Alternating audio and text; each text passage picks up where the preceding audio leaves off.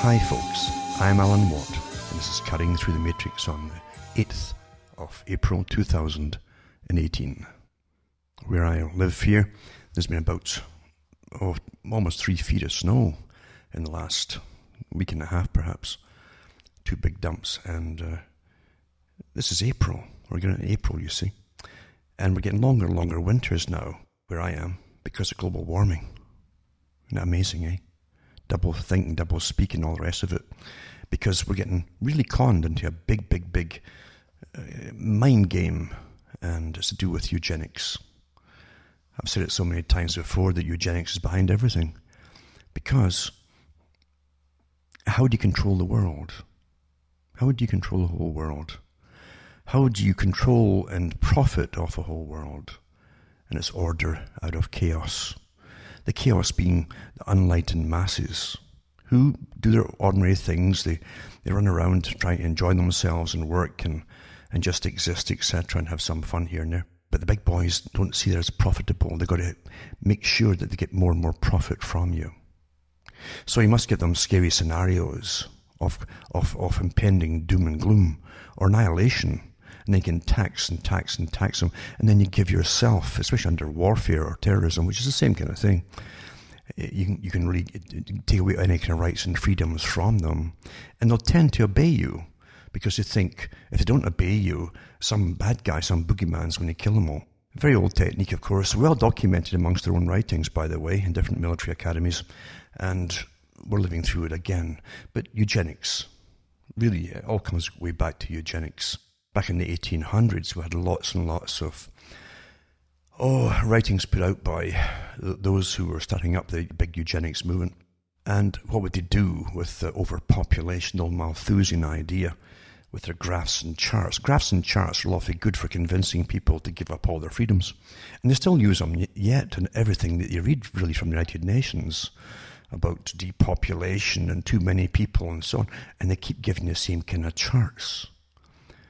Malthus basically had it worked out that within 30 years of him publishing his writings, we'd all be standing on top of each other. There'd be too many people. And then they'd all starve to death. There wouldn't be enough food supply.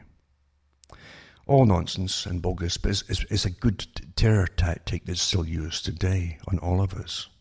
H.G. Wells, another propagandist basically for the ruling elite, said the same thing. He was all for culling down the population, sterilization, etc., of the unwashed masses. And it's awfully interesting to go into the big cities that pushed all of this, the so-called advanced civilizations. H.G. Wells said in one of his writings, he says, look at the people, the masses. He's talking about the working classes. And remember, when he was talking about this, it was the late 1800s. Really still in the midst of what was called laissez-faire capitalism at the time, and industrialists. No welfare system, no relief for most folk except through churches, etc. And poverty was rife. There was poor houses. They put you into poor houses if you hit hard times, and most folk didn't live very long in them. It was a well-established fact that they died pretty quickly. And that was normal for the time. That's what they tell you. That was normal for the time. One thing you have to always remember is that everything's always normal for the time. And being human, we have an ability to simply grasp other folks' ideas of what normal is, especially those who rule you.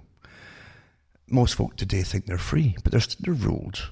They're ruled by a system which is all around them, which they don't even understand at times. But if you take London, for instance, there was so much written about at the time by a few people, but lots of works written about the poverty and the misfortune of folk dying at work, wives were getting left with no money, and children sick and all the rest of it. Death was a normal thing for the poor. And the poor didn't have to be unemployed. A lot of them were actually employed at the lowliest jobs and the lowliest wages, and that was all taken as a normal way to be by those who had the money. That's why I really can't stand, I never could stand, these old period pieces the BBC was awfully fond of putting out there. And sure enough, you could look at the old things and the old carriages and horses and things like that. But the fact is, it was pretty much a horror show for a lot of people. And those who were in the working classes at the bottom lived in constant fear of losing their jobs or getting sick. Constant fear. And for those who've never had that kind of problem of worrying, you can just put yourself in that position. You could never be really, really relaxed at any time because you're always worried what was going to happen or what could happen. And because of it too, the bosses in factories and big businesses treated the peasants like exactly that, peasants. It was nasty.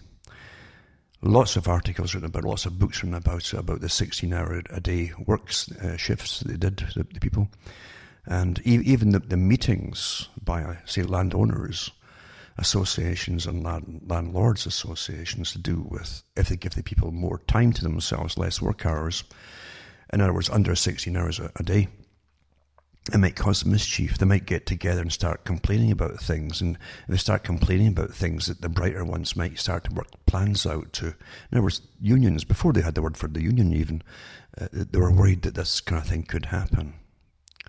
And they tried to devise means and ways to bring in the system of less work, or less hours, put it that way, and occupy their time.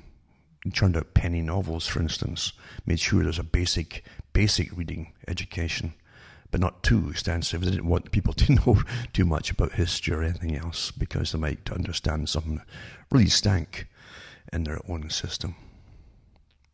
It was not a happy system at all. Countries like Britain were famous for their empire building. Other countries did it too. Holland did it. And again, they had a massive fleet at one time too. They were occupying other countries as well, empire building. France was at it. Everybody was at it. Germany tried, but they kept getting put down by other countries that worked in combination to keep them out of places like Africa and so on.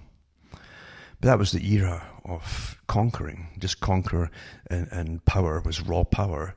And if you had raw power, you could do what you wanted pretty well, whether it was in the business world, in the countries, or in the political world, just using your countries as an extension of business, in fact. In fact, the country and the government was a business.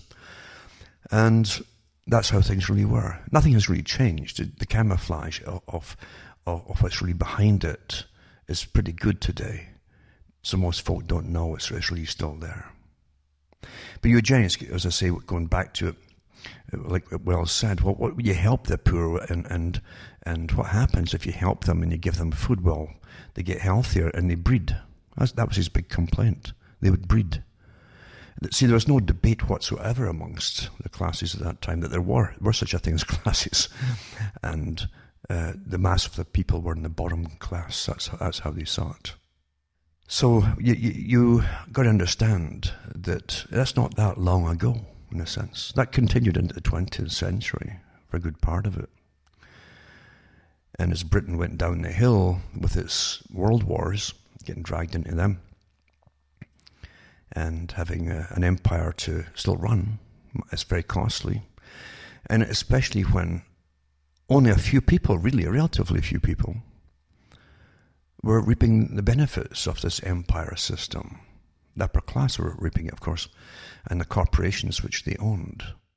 The general population simply staffed the armies that were sent across the planet. It was really pretty cheap, actually, because the soldiers weren't paid much, and it was a renewable energy source. They kept getting killed and they kept getting replaced by the poor. That's how the whole system really ran. Now today, for instance, if you, with the internet and with of course libraries too, don't ever just toss your library out there, out of your idea of research. You should go into your libraries too. You might get something if they haven't tossed all the old books out. A lot of them have, actually. But they had a lot of good information on extensive histories and parts of histories. But also too, in reference sections, you would have societies that were your establishment, with the people who owned your system, who were the establishment, involved in all these different societies, etc. It wasn't just the Royal Society, which was a Freemasonic institution that had the Freemasons in it. Everything that was anything for governing the people in any way at all was basically under the Freemasonic institution, including the religion, by the way. And that's why if you go to St. Paul's Cathedral and there's different places throughout London, which some are still doing today, doing the same old tours that we did before, years and years and years and years ago, you'll see the Compson Square up in the roof and in different places, and all seeing eye all over the place too. What I'm saying is, everything around you is controlled by a system. Everybody who was in the system of control was part of that system. They were initiated into it too. The profane, which is the masses, are in the dark. They're in the dark. They can't see what's going on. They think they do, but they don't. There's always something else going on. Something else being covered up.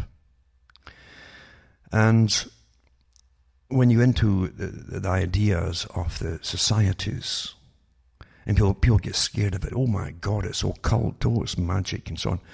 You understand that most of the sects of what's called Freemasonry, with all of his sects today, are not so much into what you think is magic. They're into understanding and knowing the little secrets.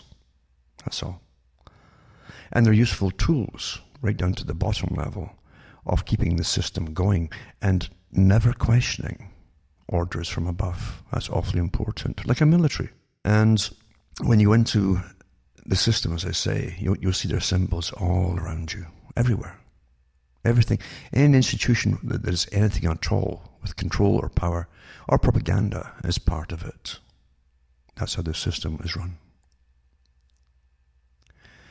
But the profane are the people in chaos, as they say. Order ab chaos, order out of chaos. Therefore, they actually legitimize themselves. People who do the wrong on people are awfully good at legitimizing why they have to take control over situations and rule people. They're awfully good at that. Individuals can do it very easily in personal relationships. I'm doing this because you did blah, blah, blah. Same kind of thing. A human trait. And you look at the systems of those who get the freebie handouts and the perks and the privileges, as I like to call it, of those in the system over the rest of the public. Now, the public, if they knew about it, would call it corrupt. But again, the perpetrators don't see it that way. You need them, you see. You need them to take care of things. And it's best you don't know what's going on because you'd never understand it. That's what they tell you. You'll often hear about the Bohemian Grove, for instance, and being the big to-do place for those in the societies that run governments and countries in all parts of commerce and so on. Big do's, big bashes as they call them, where the boys get together and play at being boys, no matter how old they happen to be. They're well taken care of and protected by your tax money because you mustn't get near them, being profane and all. And every so often they'll bring somebody in and add them to the collection of managers. And they have basically the same ceremonies as they have the Bohemian Grove in England, different parts of it. There's another one too in the Solans River. There's an island there that's very famous for the same kind of thing. But they've had the same thing in Britain forever too.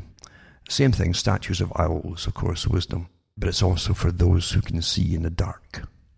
They're symbols of themselves. You are the dark, you're the profane, you can't see what's going on, and they can see in the dark. They can see through, and they get the meaning. You won't get the meaning because you don't understand. That's what they say. Quite simple, really. And if you serve the system awfully well, and you help to change on behalf of the big order of things, for the better for themselves, by convincing the public to give up their old ideas or whatever it happens to be, then you put in one of their temples. You're entombed in their temples or cathedrals, and because you're a god. It's a house of God, and only gods can live there. So you're entombed in the temple of God as a god, because that's what they say. for those who don't quite get it. I gave lectures in this back in the late 90s about what is a God, debate what a God is. And a God, according to the reason of man, but by using your reason, right? What you can do as a person. If you've got power, you can have power over life and death. Other people's lives. And of course it's going to be their deaths too. And you have power over so many things. Who will get born, who will not get born. That's an awfully powerful thing when you think about it, isn't it? And people work at this kind of thing all the time, deciding who gets born and making a living, awfully good living, off the ones who don't get born. Quite some. We take it all for granted, don't we? Because we're taught now it's normal. Simply because if it's there when you're born into the system, then it must be normal. And if you're alive before it became normal, you're acclimatized to it gradually until you accept it. Again, the whole thing is that those who are profane supposedly are collective minds in a sense. The idea being that they won't work through anything for themselves. They'll simply accept what's given to them and appears to be the majority opinion. That's why you have polls and things like that to try to convince you, and lots of articles convince you, well, everybody else accepts this. So, well, I guess it's okay then. It's as simple as that. It's as simple as that. But the same thing goes for those who are in the organizations or systems which rule over us. They also will get, and very quickly often, the little bribe to take something in the system from off the people. Oh, don't worry about that. You just fill your own pocket here and fill your pocket there. That's how it's done, your little privilege. And you'll say, well, that's wrong. It's not really mine to take. It's a public. No. The rest of them are doing it too. They'll call it payments for this and payments for that. So it sounds much better than theft. Again, human trait. We're awfully good at rationalizing that kind of thing. If you're involved yourself, that is. And it's easier to do it, as I say, if all those above you that you're taught to respect are doing the same kind of thing. If you knew that the incredible amounts of money that the politicians get for even private interviews and things, well, they're politicians. It would floor you. Never mind all that. Do you really think that anybody goes into politics to help the people? Do you really still believe that? Do you? Really?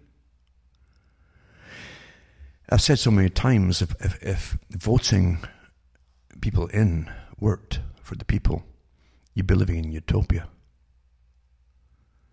Politicians are selected, pre-selected and screened by the system, the establishment, before you even hear their names to vote for. And they will never go in and change the system of their central banking system, their credit system, and their debtor system, and their taxation system. So that way they can keep borrowing and borrowing from across whoever they borrow from, and then the taxpayer is guaranteed to pay it back for them. That's not bad, eh? And all the top countries do the same thing. It's one system. The countries that were not in on the Act, as I've said before, since at least 2001 onwards, have been getting demolished because they didn't have their central bank. They were not part of the IMF or the World Bank, etc. And they've been getting demolished. And they're still in the process of getting demolished. Another one still to go.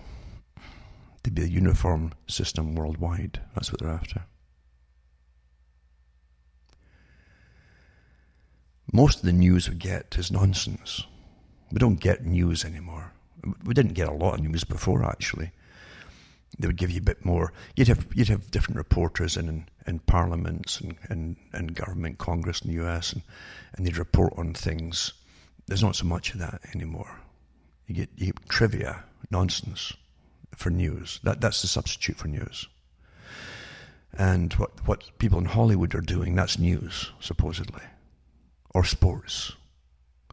So very cleverly, no time at all, as they gave you the internet and had big meetings before they gave you the internet, they said, well, there's be all kinds of information going on, getting swapped back and forth, different sides of things. We don't want to lose control. Well, what do? Well, you wean them off what is news and you give them a substitute, little by little, until the news substitute is the news. And that's what you have today. Most newspapers now have more photographs than actual articles in it. And that's meant to take your time up and so on. And have you just peruse their rags forever, looking at photograph after photograph. And some of the papers that copied the British system, which is basically, it's called the tabloid system, where going way back, the Mughals in Britain came up with the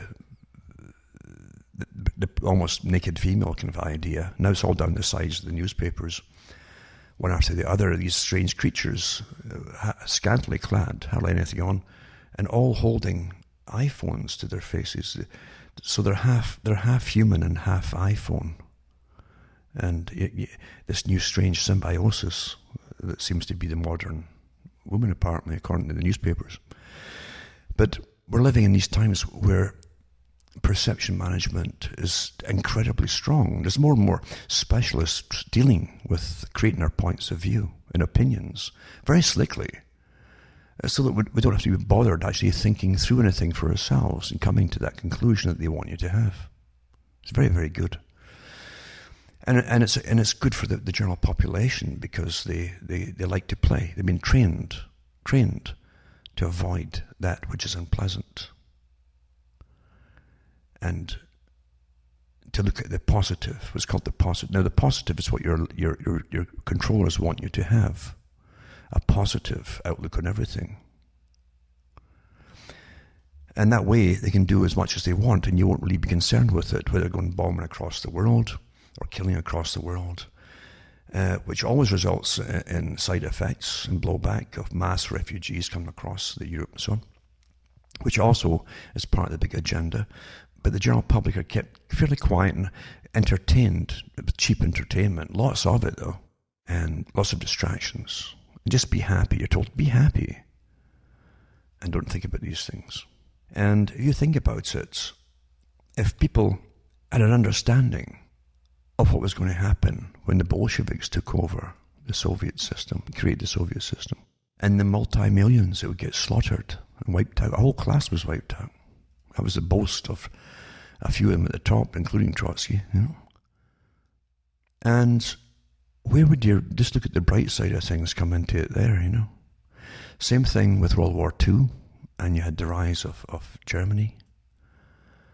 But at the same time, you had Britain was in a strange position in itself. It was almost in between the not quite remake of a modern society. It didn't even recover from World War I. So it was stuck between a feudal system and the remake of the system into this new progressive idea. Interesting now, too, they're still talking about, with the Brexit idea, we'll have a new universalism, a global society, and Britain will be at the head of it, leading the charge, basically. Well, what's changing here? What is changing? And I've read all the articles over the years about it too, and mentioned it all so many times. I'm not going to go over it again, but the fact is, whatever happens with Britain, it won't be for the people, or for the good of the people. It's for this strange city, the city of London. That's this big Wall Street idea where you have Cleopatra's Needle and obelisks everywhere, and the four major banks, all pretty well opposite each other. This strange city that even has a system where a queen has to get permission to come into it. The square mile idea. Awfully interesting. But you'll never get all the answers to it because you're not in the big club at the top. It is a corporation, but so is your country a corporation. Your townships are all corporate. Anything you have an office of is something which is incorporated. But most people don't even know that. They don't know. And governments don't fall over themselves to inform them either. But when you see these symbols all over the place, and that they have terms now I've noticed on the internet, they've got psychoactive, I guess, yeah, psychoactive is one of mine actually. It's image imprinting. That's what it really is. Of these somber big critters and creatures, almost gargoyles staring down at you to make you feel awfully small. And to give you the clue that there's something else going on here. Along with all of that, you're given this idea that you get to vote every 4 or 5 years. And you're in control. And nothing is further from the truth. Nothing at all. But it works well, because people really do believe that somehow that vote that they have is going to change any overwhelming, massive system for the better, for your betterment. That's what you think. And it doesn't happen that way. Back to eugenics again. In the 1800s, they talked about it in the Galton Institute and all the ones around Darwin, of course. And going back to Malthus, that idea. That was all part of the same system. And their big problem was, there'd be too many of the wrong people. Too many of the wrong. But people get it wrong. They get it wrong because you're throwing red herrings here and there. It's the old idea of don't look at this hand, look at that hand on stage with the magician with the gloves on, white gloves. And you're given these little bits of truths, but it's also a red herring. But I'll say, Kissinger came out with that depopulation thing for the third world countries. That'll be a problem in the future, he says, blah, blah, blah, But the people who control the world have this club. And they truly believe in the survival of what they call the fittest. The fittest aren't boxers and so on. The fittest are those who get married by carefully selecting their spouses from other families who are equally as wealthy as themselves, generally, and who've held on to their wealth and their power or prestige for a few generations. That's the real club at the top. The little characters at the bottom that run about with their pant legs up at the bottom, these guys are the novices. They're the outer portico, as Albert Pike called them. They're almost the same as the profane. They don't know much at all. But they're still handy. But the real system, as I say, is a class-conscious system. Pike and others say the same. They give you the clues.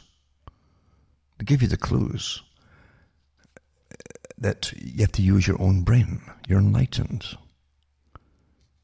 The old stories too you get from Bacon and other ones. In the land of the blind, the one-eyed man is king. Things like that. And that goes way, way, way back to even the ancient times, that saying, actually. But it's true. It's awfully true, in a sense. However, you can also make people blind, and they never like to talk about that.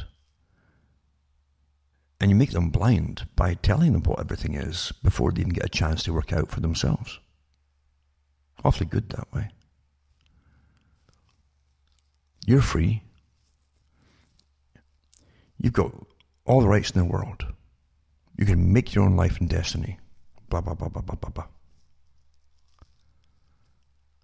And all those ones that are way above you are just lucky people that fate shone on them and they became awfully, awfully wealthy. Just like winning the lotto. And that's how you're trained. You're in a system, and getting back to eugenics and depopulation, the reality is the people who terrified the Galtons and the crew around Galton family, and they're all intermarried, by the way, but with the same bunch of people, and they're already practicing eugenics way back then. I've mentioned the different families, like Wedgwood family, and They became Anthony Wedgwood Ben, etc., in politics, etc., and have titles. But they literally married in the same family for generations. Two families intermarrying. And they weren't the only ones, of course.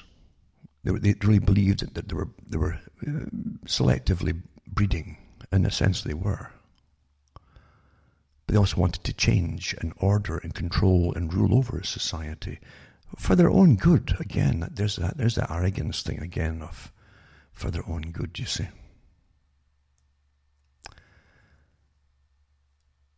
And don't forget, going back to the 1800s, poverty was everywhere. No pensions for the people. No welfare system if you got sick. No insurance. You couldn't afford that. No. Workhouses and so on. You know, they even sold a lot of the children off. The waifs of London and other big cities. They sold them off across the sea for farm labour and other means as well. Canada brought lots of them in. I've even got listed the prices they paid for them to bring them into Canada. Free labour, eh?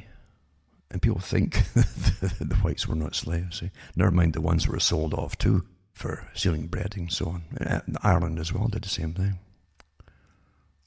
You get deported for trying to feed yourself. There's many, many ways those at the top can have their way and get their way. And it always involves economics. Someone always benefits. But it's how to train people to see it the way that they want you to see it, so you don't come back on them and complain. And so they gave them titles like poor unfortunates, people on the streets and things like that. And don't ever forget that wasn't a long, long time ago. Charles Dickens wrote about it too. And you had Wilberforce and others as well. Where children were brought up in factories, so stooped over, some of them hunched over in cramped little places. They were permanently hunchbacked, some of them. Terrible, isn't it? So don't think that could never return again some way or other. Human nature is a very, very repeatable thing with its techniques and with its ability to fear or to hate. And you'll often find those who themselves have been persecuted at some time. And I don't think there's any people out there who haven't been persecuted at some time. And there's always a bit of truth on all sides. Same with Scotland, as an example. And in the Highlands of Scotland, they were massively genocided, you might call it. Yeah, the Highland clearances and so on, massively so. And they were, literally. After the battle at Culloden, the last rebellion in Scotland, against the British army, and a good part of the army was actually Southern Scottish, they were hunted down, whole families that lived there for centuries after centuries, time gone way, way back, wiped out, hunted down to be killed off, and that was the orders from the top. That's why it's so empty today. But during that time, naturally, as well, they had intertribal or clan war occasionally. They occasionally, some of them would eventually raid down over the borders or go south of Scotland to Scotland and steal cattle and so on, or even go out in England at times too. So there's always other sides of everything. And when anyone's attacked anyone, there's always going to be bitter resentment for generations sometimes, many generations. But today, the only chance you would have to stop that happening again is not to carry the grudge forever, because behind the grudge of being the victim is always the danger. Always the danger. The gang of psychopaths at the top of your own group will use that as a cover for their own operations and for their own craving for power and money. Because corruption is rampant in society and human nature. Every group has them. There's not a people or a nation across the planet that doesn't have its psychopathic population. From the guy in the street who smashes a window and grabs the stuff out the window, to the guys who get into politics, into banking, or whatever it happens to be at the top, or corporations, the CEOs, and they become powerful. There's no country does not have them. Forget your philosophies or your political systems like communism. You get the same groups going in wherever the power is. The psychopaths smell it, and they crave it, and they get in. That's the dangerous thing. Dangerous. And they can get whole countries fighting each other. And once people start killing each other, it continues like a self-perpetuating. Because emotions are now working overtime. But there's always a group at the top benefiting off it all. Almost like vampires sucking it off, sucking the energy and enriching themselves. That's the kind of cunning I'm talking about. You get for those who can see in the dark and get up the ladder, who then benefit by being in the big club. And if you have the right qualities, you can really rise in those clubs. Really rise. And the beauty of all things is to rationalize everything, isn't it? And getting back to eugenics, that's why you have this whole idea of global warming. Now it's climate change because they can't keep the warming going, especially when you're freezing to death. But facts don't matter. It's to give themselves control over everything you do and how you live and if you'll even breed in the future. That's what it's about. Total control. How else can they get you to give up bit by bit by bit all your rights till you're managed by a massive, massive bureaucracy across the planet? And that's what the Club of Rome said, remember. How to control the people. And they were given the task of finding an excuse, so they give up all their rights. Well, warfare is one. Everybody obeys awfully well in warfare. And things like that. They says, no, this is the idea of climate, change and causing drought and famine, war and the like, that would fit the bill. Plague and pestilence and all that, the old stuff. Always works in century after century, right? All be back to the early religious days too, biblical days. Pestilence, drought, famine. That would fit the bill. And that's what they came up with, and they've run with it ever since. And they'll never stop it. But remember, first world countries, remember this. The people they want to eliminate first and reduce in population were their own countries. Because that's whom they feared. They weren't afraid of people from Africa. They were afraid of the unemployed in their own countries, naturally, you see. H.G. Wells was terrified of losing status, becoming poor or sick or something, and ending up on the street amongst the workers. He used to watch them every day going past the house. And he was afraid of these people who were dirty because they worked in dirty conditions. And he'd picked up the snobbery from his mum, who was a maid, a housekeeper in a posh house for a rich family. And they gave him good education, etc. And realized the guy was a good little psychopath, and he would push the agenda. And he joined the Fabian Society. Well, actually, he helped create it. But again, the Fabian Society was just a left-wing organization of the right-wing organization. There's only one body that controls both wings. One system.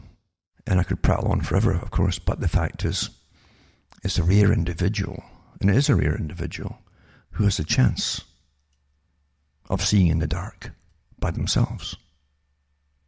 Some people can. Without joining these fraternities and clubs and groups and get fancy titles bestowed upon them.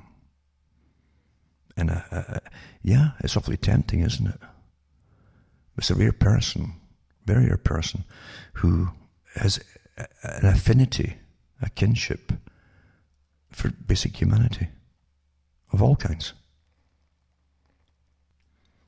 Julian Huxley was very open about eugenics. He was a member of the Society, a founding member of Planned Parenthood, very open about the world's system they could bring in and the need to call back populations and unfit and all the rest of it. Very open about it all. But he also said in one of his big speeches that apart from training a whole world system, that's UNICEF, for intergenerational indoctrination across the planet eventually, so children were guaranteed to have all the same ideas, opinions, and think the same way and have the same input, basically, to what's going on in the world, according to what was their indoctrination, in other words, would be prevalent across the planet. There would be no individual thinkers. That was the idea for it. It's still on the go today. But he says that there have been a lot of people who have helped us, he says, in this movement. He says, but even many of them won't be saved. Because he's talking about almost like a time would come when they had won across the planet, this whole idea. But it was to start to reduce the population from the useless eaters, as Bertrand Russell called them. But as I say, Julian Huxley didn't stop there. He said eventually many of who've helped bring this about would be eliminated too, much to their own surprise. So it's a very finely degreed system all the way up to the top. That's what he was trying to say. Many of them have this idea of a pragmatic system. And of course, when you hear the elite talking themselves, amongst themselves, that's how they talk. It's all pragmatic and common sense to them. Well, you just have to do this, you just have to do that. And what they're having to do is horrific if people at the bottom could hear about it. But that's how they talk. To them, it's pragmatic. They have no scary ideas of the all-seeing eye that they make sure that you see is to put the fear of God and death into you, but not to themselves. They have no worries at all. They don't believe in any of that stuff themselves at the top. Not at all. But they have pragmatism, as I say. And in pragmatism, you don't put emotion out there. It's just what has to be done.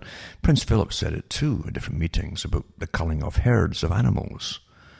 And if you start to get too numerous in a certain area, then disease will break out. And this will happen, and they'll start killing each other, yada, yada, yada. He's really referring to people. But he's also referring to the fact that these are the techniques you can use to bring the populations down. Russell was more to the point, where he talked about war can bring them down, releasing plagues like bubonic plague, he actually mentioned that would bring the population down and so on. Today, you just see that you're going sterile in the West, and you think it's all quite natural because no one tells you otherwise, and because you've been taught not to think for yourself. And if your masters don't tell you in all the scientific papers, well, yes, it's a big puzzle, we're working on it, or if they don't say anything at all, then you won't think about it either. It's kind of like the idea of World War I. Do you think that any soldier on any side would have joined up if they knew they were definitely going to get killed? Of course they wouldn't. They all joined up because all sides always tell their men, you'll be home by Christmas, it won't last long. And they've got a romantic idea through that time back in World War I. It was through cheap books they would put out all the time in plays and theatre and things like that, where you often did your duty and the woman would always love you for it, apparently, and things like that. Very simple technique. And you find that they would rush off and get into the trenches, and then when they were told to get up, when a whistle blew and run over the edge, like a whole solid line of people, maybe 3 or 4 deep, all running across that line. They couldn't lie down, it wasn't allowed. And they had heavy equipment on their backs as well, backpacks. And the idea was that to get to another trench, they run all their way through the mud and so on. But the thing is, they had to run through machine gun fire. Machine guns could fire 600 to 800 rounds a minute. And both sides had them, heavy machine guns, every 10 feet sometimes from each other, one after the other. And they just go from left to right, left and right, and mow everybody down. Obedience. Also disbelief that they would get killed. Otherwise you wouldn't go. You're kind of dumb. What could you gain if you knew you were going to get killed? Nothing. There'd be no point to it. And it was no point apart from the mass killing, which is awfully important too, because there were people who wanted the mass killing. H.G. Wells mentioned that too. He said at the end of World War I, he says, well, they haven't given up all their sovereignty, all the countries involved. We need another war. And then after World War II, the end of it, during it at the very end, they had a meeting in London with the king, supposedly presiding over it, about the population problem and how they were going to bring it down. And the Second World War wasn't even finished. But you're taught to love these people. Awfully good, isn't it? The indoctrination is awfully, awfully good. And yet they have nothing in common with you, these people. And if you go back into real history, they never had anything in common with ordinary folk. Never. Never. But just propaganda today. And they humanize them through propaganda, never through fiction, to the public. As I say, they wanted the populations in their own countries down, because if the unemployed or even the population increased at all, to a certain extent, they believed that they'd just go, the people would rampage through the streets and kill everybody. So you bring down your own population first. That was always a way of it. Population control. We're going sterile. That's not by chance. The farmers at the top aren't concerned about it, which means they know what's causing it, which means it's meant to happen. And that's how we're managed. They call it humanely because if you're in ignorance like an animal, then it can't be cruel. That's how this. They've actually said that in some articles, haven't they? And that's a system we're taught to respect, because we can have fun in it nowadays. A bit of fun. You don't have not just the same worry in some countries about ending up on the street. Not immediately, anyway. You might end up there eventually, but the fact is, at the moment, most folk get enough in, basically, most, not all, to keep themselves going. And you're given lots of cheap entertainment, as I say. Lots of distractions like never before. It's not all there to keep you happy. It is meant to keep you distracted, big time, all of it, rather than think. And also to shape the direction of a culture and the normative qualities of the culture. That's why marriage is out the window pretty well today. Awfully successful war against it as well. Then you don't breed that way, you see, so not as much. And single parents are more apt, if they don't get government backing, financing and so on, they're more apt to have abortions, so population's down again. It's all worked out that way. All of it. I could go much, much deeper into it, but I won't tonight. What I did want to mention tonight, I didn't even mention it ramble this long, actually. I was sitting wondering what to even prattle about. And there's a few articles to put out there, but because the news is just terrible now. It's not news at all. It really isn't. And the hows and whys of why things happen are never really given to you, not the truth. Never, ever. But you have a few articles, and I will mention some things just to give you something to look into. One I want to start off with is to do with I mentioned before how Britain, for instance, is going down the tubes with its I don't know how it's, well, put it this way too, it's managed that way. There's folk getting millions today, millions of pounds a year in their salaries, for God's sake, in some parts of London, for instance, and a few other big cities. Not many of them, but a few are. But the rest of the people are they really, they're getting taxed and taxed and taxed to pay off debt, which can't be paid off. It can't. It's not meant to be. Compound interest is not meant to be paid off. It's to keep you in slavery forever, including generations of slaves paying off the previous generation's debt. That's the definition of slavery according to Thomas Jefferson, remember. Anyway, I mentioned about how the hospitals are a mess now, for instance. And they do an awful lot of propaganda, like Canada does too. Ontario is awfully good. A few years ago, I remember reading an article that Ontario spent, I think it was 40 odd, so it's millions of dollars to tell the people in propaganda how good the system was. Can't remember the exact amount, but it was big, massive. Well, he's a cancer patient in Britain now. I mentioned before they've had people in the corridors and so on, lying on the floor with a blanket around them and things like that. But cancer patients, see, if you've got cancer, now you're in a bottom category. You're in the bottom category. If you're not wealthy or people of high standing, you get the minimum quality care anymore. That's eugenics again. That's secular humanism too. It's one and the same thing, in fact. So, cancer patient, 49 years old, was forced to sleep in a cupboard. I'll put it up. This is after life-saving operations. It took his stomach out, this guy. Due to a bed shortage, as the National Health Service continues to buckle under the pressure, it says. Amazing, yeah? But again, like every other country, everybody wants to be a millionaire, and the doctors do too, and the specialists as well. And the folk who now manage the hospitals are the same. Everybody is so incredibly greedy today that things have to fall apart eventually. But the poor get it first. Or ordinary folk, put it that way, get it first. Ordinary folk. But I'll put this article up for you to see. Also, you've all heard about Facebook. Are you really surprised with Facebook? Come on, you're shocked. With all the different exposés of the past to do with Facebook and Google and all the rest of them, collecting all your data. It isn't just who you're emailing, it's the whole contents of everything, for goodness sake. And you help it all too with your the fact that you keep using them.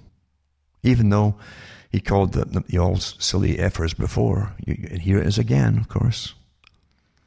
And in today's paper, they say he's not too worried because, again, he's pretty sure they can get their shares back up again in no time at all. The public adapt awfully quickly, don't they? They don't want to leave it, and they might not get their likes and dislikes and friends talking to them if there's no Facebook. Goodness sake, right? And they couldn't tell everybody, the whole world, about what they're doing that day, like it's so important. So anyway, I'll put that up about Facebook backs off its creepy plans to secretly access private medical records and match the data to user profiles.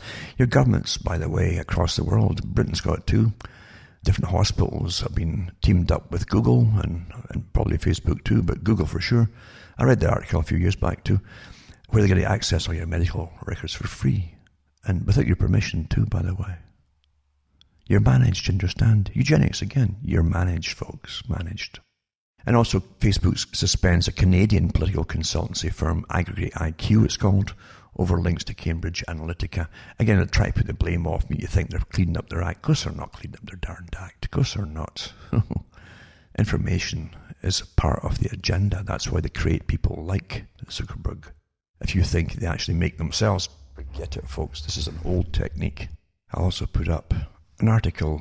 Actually, it's a report from 1994 from the US Senate to do with basically inquiry into the US using all kinds of biowarfare techniques, experimental stuff, plus drugs and different kinds of pharmacy on the population, basically, and troops for years and years and years, for over 50 years, testing things without their consent and so on, or their knowledge. Now they can do it because they passed a law a few years ago which gives them the right to do what they want on the general population. If it's in the nation's interest, this is but I'll put this one up too. Another one as well to call Dark Winter. Good article actually, but it was about a big exercise for controlling the thoughts of the public across the Western world. And supposedly as a response, if they ever had a biowarfare attack by some terrorist country. This is in 2001, before 9/11 happened. And every major TV and newspaper sent people there to participate and find out ways where they would willingly deceive the public on what was happening. And it's called Dark Winter. I'll put that one up for you too. And Britain, for instance, again, too interesting. They call them the feral gangs, wild gangs, are a bigger danger than terrorism. And the criminals online boast of shooting and stabbings and inspire the next generation of gangsters, say crime experts. Well, they knew this was all going to happen before they brought lots and lots of them in. And they've been doing that for a long time now. But they knew this. They knew this. You must have the same kind of chaos across the world to manage it and bring in a global system, which will have all of you at the bottom amongst rubble and security teams, all really well paid and given extra privileges to keep you all in check, and an elite way above it. That's how it's to be. Also, you got slow, steady waves keep the brain humming. Testing, of course, on very slow brain waves and what they're really used for in the mind and how they connect things together. These slow brain waves, very, very important ones. They've been testing them on animals and different things too. Not because they want to make mice any happier, is to find if they can do the same thing with people, because your 5G system's coming in, Internet of Things, and you're going to get bombarded with them. That's the real purpose of it, because they know they can actually stroke the brain, as they call it, make you passive, or make you anxious, or whatever they want you to feel. They can make it happen. That was all tested out, by the way, back in the 1970s. And Brzezinski was so confident of it back then when he wrote his book Between Two Ages, the Technotronic Era. And also put up Google and Amazon patent creepy SPY systems that use cameras and sensors in your home to know everything from your mood to your medical condition. And it's so good for you. You'll all love it. Also, a whole bunch of articles on 2030. That's when the next part, a big part of the Paris Agreement is to happen. Every 15 years on the sustainability and the biodiversity treaty, they update it for the next 15 years and put a whole bunch of plans that must be enacted before the 15 years is out for the next meeting. Well, you'll find too, it's not just all the biodiversity, it's raising the crops and the generations of students from school who are trained in what they have to be taught in their indoctrination. So education goal 2030, everything is 2030 right now. I'll put that up too, and a stack of stuff on all of that actually. And Canada's off track for its Paris climate goal, they say. Of course, naturally, they always say that to get more money out of you. And policies can close the gap, says $150 billion annually. So that's what the big boys want, you see. And it's all nonsense with their statistics and graphs and charts and nonsense. But it'll work because it's eugenics, bringing you down, taking all your rights off you, and bringing a new system in, which, of course, the elite will profit off you mightily in the process. Money for nothing, eh? And your gas for free. And enhancing Canada's climate commitments, building on the Plan Canadian framework. Now, I'm using Canada because it's a framework for a lot of other countries too.